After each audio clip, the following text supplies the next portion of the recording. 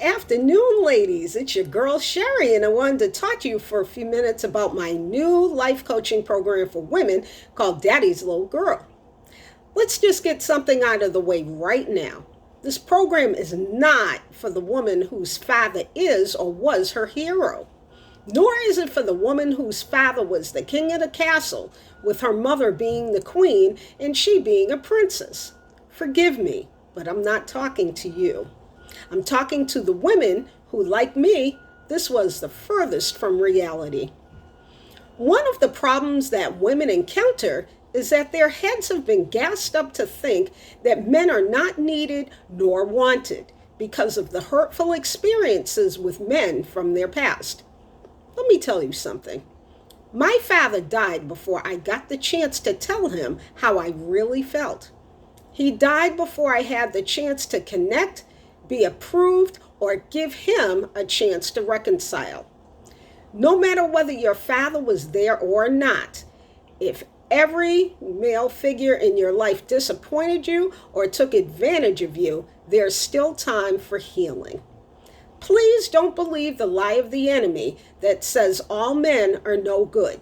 The Lord is always good.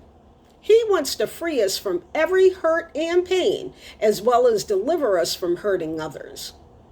The second problem is we hide our pain of not having dad around. Why do we hide our pain of being connected to a poor or non-existent relationship with our fathers? Usually, this is because we grew up seeing the quote-unquote perfect nuclear family on television, which was not our experience. Oftentimes, the truth was too painful or too embarrassing to deal with. And if you were anything like me, a fantasy was conjured up to keep sanity from breaking. If your father wasn't in the home or involved in your life, then you might have a problem with receiving direction, trusting intention, and identifying love, even from God. It's true that hurt people because we don't realize how it keeps us from repentance, deliverance, forgiveness, and freedom in Him. The enemy wants to keep us bound, but it's time to walk the path to healing.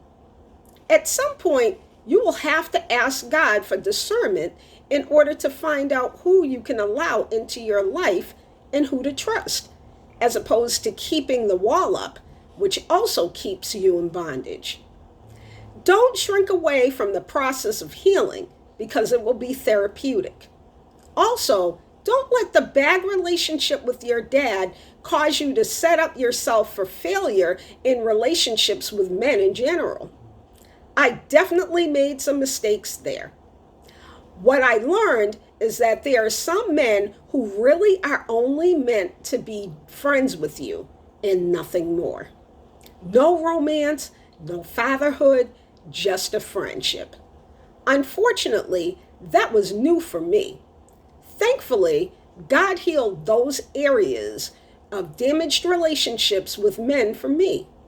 Let the Lord heal you from your damaged emotions and begin to open yourself up to Him so that He can teach you how to have a right relationship with men.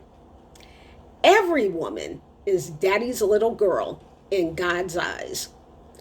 Pain will blind you from this reality if you're not willing to get real and get raw about your daddy issues.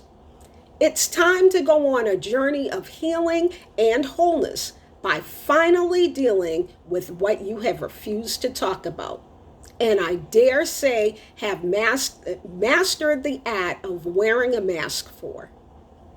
If you're ready to take that journey, inbox me on social media, on Facebook, Instagram, Twitter, WhatsApp, or leave your information on my website at www.lifewithcoachsherry.com. And please feel free to join the Life with Coach Sherry Facebook group as well, which is a safe space for women to share their stories judgment-free in order to gain support.